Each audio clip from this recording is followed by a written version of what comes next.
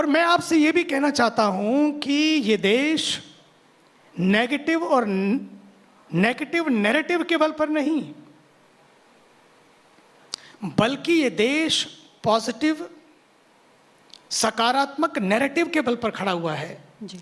ये किसी ताकत और तलवारों के बल पर नहीं खड़ा गया इस देश को। ये देश संस्कृति और संस्कारों के बल पर खड़ा हुआ है।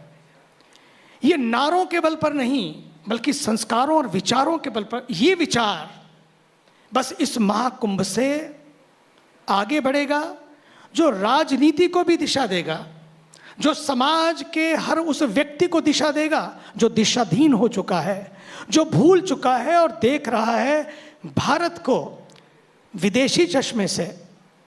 समय आया है, अब भारत को भारत के चश्मे से देखने की आवश्यकता है। हमें अपनी ऐनक को बदलना होगा, हमें अपने एंगल को बदलना होगा, हमें अपने ट्रायंगल को बदलना होगा। तब आप भारत को उस भारत के रूप में देख सकेंगे जिस भारत के लिए एक फकीर इस देश का क्या चाहिए उसे। मैं तो जब वो प्रधानमंत्री नहीं थे, मुख्यमंत्री नहीं थे, उससे पहले वो एक साधक थे। वो ऋषिकेश में आए हैं, तपस्या किए, हिमालय में तपस्या किए, परमार्थ में रुके हैं। मैं जानता हूं उनको। वो एक ऐसा व्यक्ति है, ये इस देश का सौभाग्य है। गीत आया था, कभी कभी मेरे दिल में ख्याल आता है। मैंने बचपन में सुना था जब मैं फकीर हुआ था, सड़कों पे भिक्षा मांगते हुए।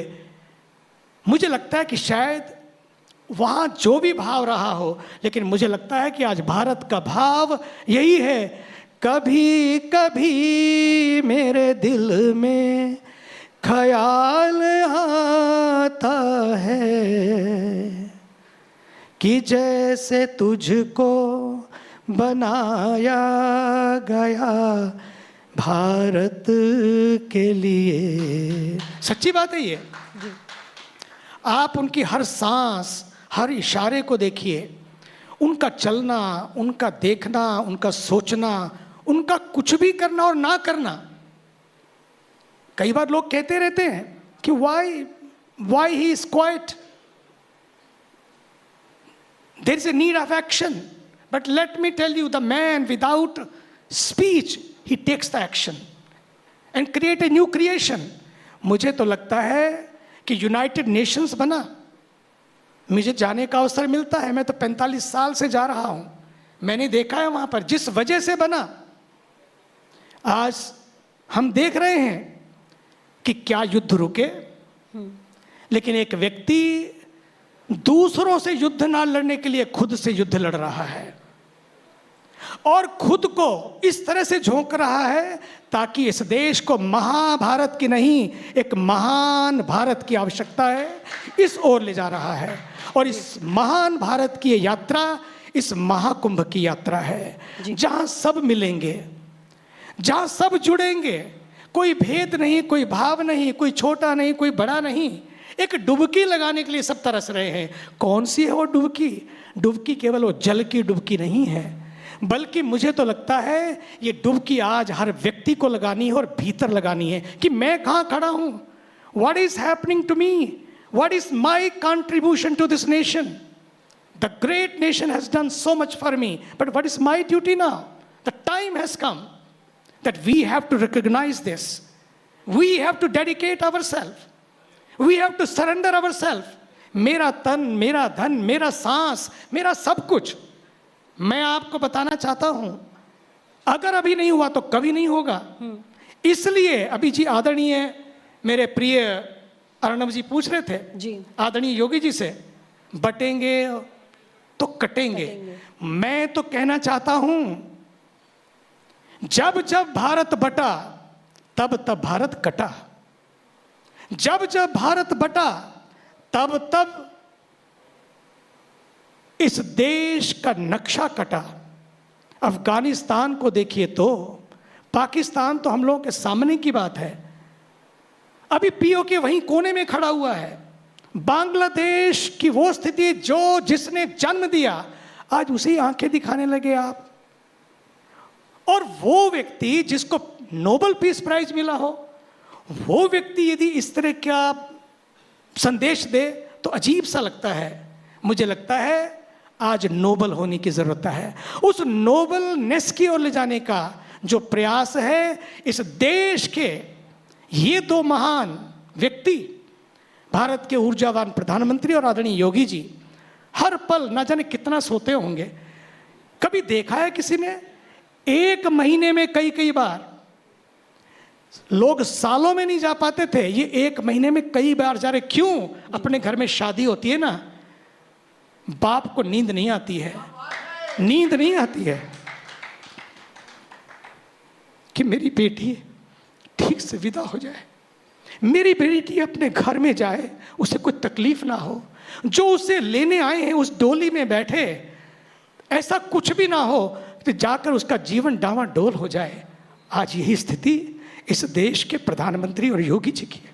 जी। पूरा विश्व जब यहाँ आ रहा है, उस युग विश्व को एक दर्शन देना है। कुंभ एक प्रदर्शन नहीं है, कुंभ तो एक दर्शन है जहां व्यक्ति को एक मौका मिलेगा। और भारत के पास तो बहुत बड़ा मौका है कि पूरे विश्व में भारत के पास इतना बड़ा मौका है कि जहां पर नैरेटिव घड़े जा रहे हैं, वहां पर भारत को एक बार यह दर्शन देना है कि yes, 450 million people, no chaos, no crime. Can you believe it? Never happened. I have seen in the world, all over the world, in the big events in the world. मैंने देखा है पूरे विश्व में बड़े बड़े इवेंट को देखा है, हर बड़े प्लेटफॉर्म को देखा है और उस भीड़ को भी देखा है। लेकिन कुंभ एक भीड़ नहीं है, कुंभ तो भाव की यात्रा है। ये भीड़ की यात्रा नहीं है, ये भाव की यात्रा है। इसलिए ये कुंभ जी पूरे विश्व के लिए एक संदेश है कि आइए, बहुत हुआ, बहुत बांटा, बहुत बटे, लेकिन अब कुंभ एकजुटता का पर्व है।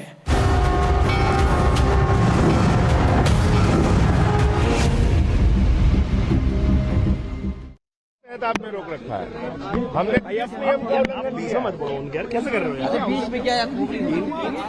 और तस्वीरें आप देख रहे हैं शीश महल पर, एक तरफ दिल्ली में संग्राम छिड़ा हुआ है तो उधर संजय सिंह आपको इन तस्वीरों में नजर आ रहे हैं।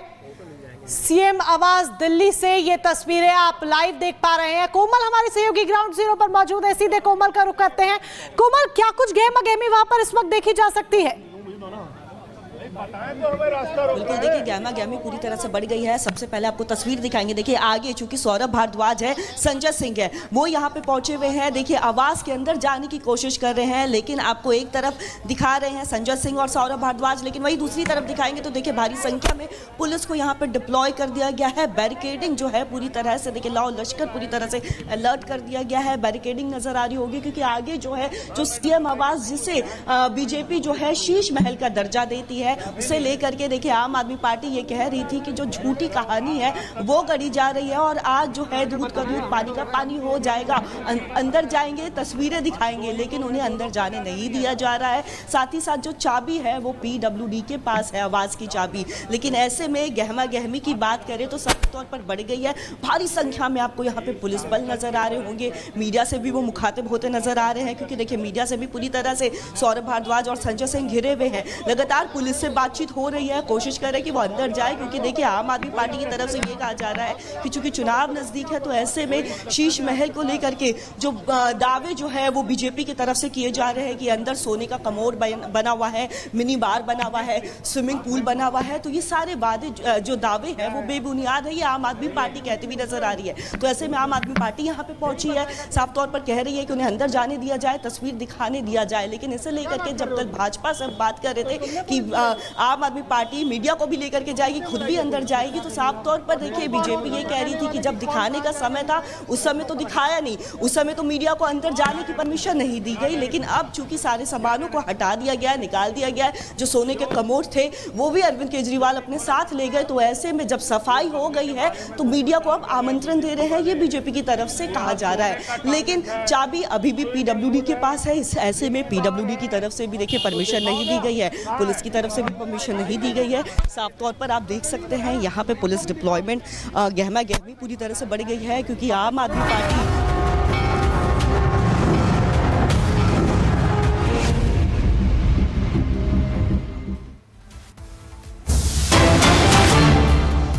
और चलिए रुक कर लेते हैं बड़ी खबर का। वक्फ बोर्ड पर सीएम योगी ने बड़ा बयान दिया है। वक्फ के नाम पर माफिया काम कर रहे हैं, ये उत्तर प्रदेश के मुख्यमंत्री योगी आदित्यनाथ ने कहा। उन्होंने कहा कि वक्फ बोर्ड है या फिर भू माफिया बोर्ड है, वक्फ के नाम पर माफिया काम कर रहे हैं। वक्फ के कब्जे वाले जमीन को वापस लेंगे, ये उत्तर प्रदेश के मुख्यमंत्री योगी आदित्यनाथ का वक्फ को लेकर बयान। योगी जी देखिए, आपने बटेंगे और कटेंगे की बात कही और आपने कहा बटेंगे तो कटेंगे और एक रहेंगे तो नेक रहेंगे, और लोग इसी बात के लिए आपको बहुत पसंद करते हैं, आपको सपोर्ट करते हैं, क्योंकि आप डायरेक्टली बात करते हैं, आपको इधर उधर की बात नहीं करते। अब अखिलेश जी कहते हैं कि ये लैब में तैयार किया गया एक नारा है। कांग्रेस कहती है कि ये देश बांटने की चाल है, और आपके जो विरोधी हैं महाकुंभ पे या तो चुप हैं, कुछ कह नहीं रहे, खुलकर समर्थन नहीं कर रहे, या तो फिर वक्फ के साथ खड़े हैं, जो कह रहे हैं कि कुंभ उनकी जमीन पे हो रही है। तो मैं चाहता हूं कि आपने बटेंगे और कटेंगे की बात कही, अपने प्रतिद्वंदी जो है, आपके जो ओपोनेंट है, वो जैसे स्पिन देते हैं। दूसरा उसके साथ जुड़ा सवाल, क्योंकि आप इस पर विस्तृत तौर से कहे, सवाल लोगों के मन में यह भी है योगी जी कि यह समागम होगा, एकता होगी, क्या महाकुंभ के बाद में एकता रहेगी? क्योंकि जिस तरह से राहुल गांधी, अखिलेश यादव, तेजस्वी यादव जाति जनगणना की बात करते हैं, सिर्फ जाति की पॉलिटिक्स करते हैं, क्या 100 करोड़ हिंदुओं की एकता महाकुंभ से एक तरह से फिर से जागृत होगी? क्या उसको और बल मिलेगा और रहेगा उसके बाद? क्या जाति की पॉलिटिक्स खत्म हो सकती है देखिए महाकुंभ के बाद? देखिए, देव और दानव, सुर और असुर, ये हमेशा से इस धरती पे